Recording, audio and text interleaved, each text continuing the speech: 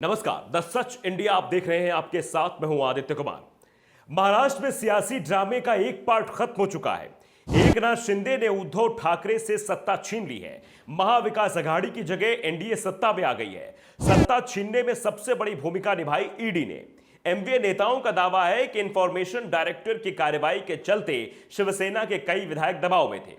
उन्हें धमकाया जा रहा था कि जिस कारण से उन्होंने दल बदल लिया। वो तो दूसरी ओर डिप्टी सीएम देवेंद्र फडणवीस ने ईडी का मतलब बताया एकनाथ और देवेंद्र। वैसे देखा जाए तो दोनों ही पक्ष के दावों में दम दिखाई देता है। सत्ता का खेल तो समाप्त हो गया है, अब लड़ाई शिवसेना पर अधिकार को लेकर शुरू होनी है। उद्धव ठाकरे ने भले ही सत्ता गंवा दी हो, लेकिन अभी भी उनके पास शिवसेना का नाम, चिन्ह समेत कई चीजें मौजूद हैं और जल्द ही इसे लेकर लड़ाई चुनाव आयोग तक पहुंच सकती है। आयोग कौन जाएगा अभी यह साफ नहीं है, क्योंकि ना तो उद्धव ठाकरे और ना ही एकनाथ शिंदे अभी चुनाव आयोग तक गए हैं। वैसे दावा यह भी हो रहा है कि शिंदे और उद्धव ठाकरे के बीच समझौता हो सकता है, लेकिन यह समझौता जल्द नहीं होगा। इसमें साल भर का समय भी लग सकता है, क्योंकि अभी दोनों गुटों के नेताओं के बीच जबरदस्त कटुता देखी जा रही है। इसके नरम पड़ने के बाद ही दोनों गुट के एक होने की कोशिश हो सकती है, लेकिन फिलहाल तो शिवसेना में विभाजन हो चुका है। यह साफ है। शिवसेना के करीब 50 लाख सदस्य बताए जाते हैं। पार्टी कार्यकर्ता आमतौर पर बहाव के साथ रहते हैं।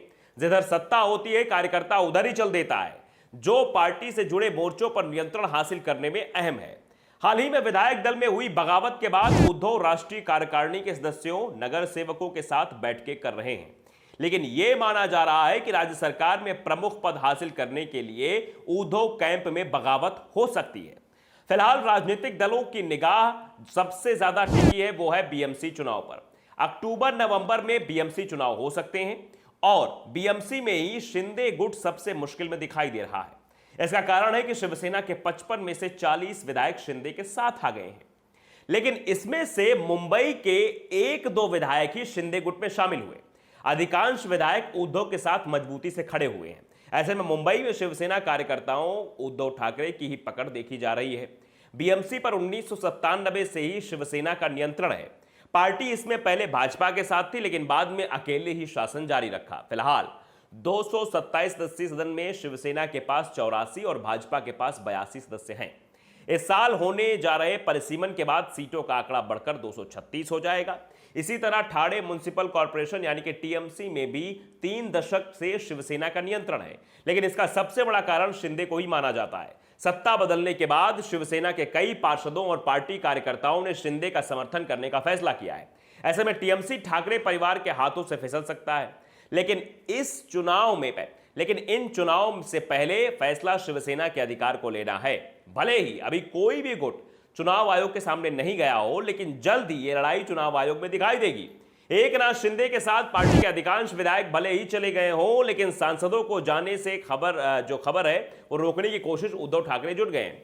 इसके लिए उद्धव गुट की ओर से लोकसभा में पार्टी चीफ व्हिप बदल दिया गया है। सांसद भावना गवली को लोकसभा में शिवसेना के चीफ व्हिप के पद से हटा दिया गया है। उनकी जगह उद्धव ठाकरे के करीबी कहे जाने वाले राजन विचारे को यह जिम्मेदारी दी गई है।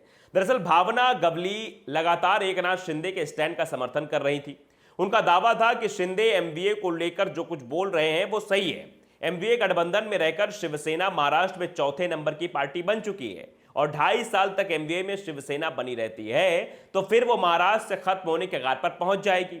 इसीलिए ये इनको भी साइडलाइन किया गया। तो अब आप समझिए, अब सबसे बड़ी जो तैयारी चल रही है वो तैयारी है कि शिवसेना को कैसे हथियाया जाए, और इसी को बचाने में उद्धव ठाकरे पूरी तरह से लगे हुए हैं। अब ये कैसे सफल होगा, ये बीएमसी चुनाव के बाद स्थितियां साफ हो जाएंगी। तो अगर आपने द सच इंडिया को सब्सक्राइब नहीं किया है, सब्सक्राइब कर लीजिए, बेल आइकन दबाइए, ताकि आपके पास जल्द से जल्द खबरें पहुंचती रहें। नमस्कार।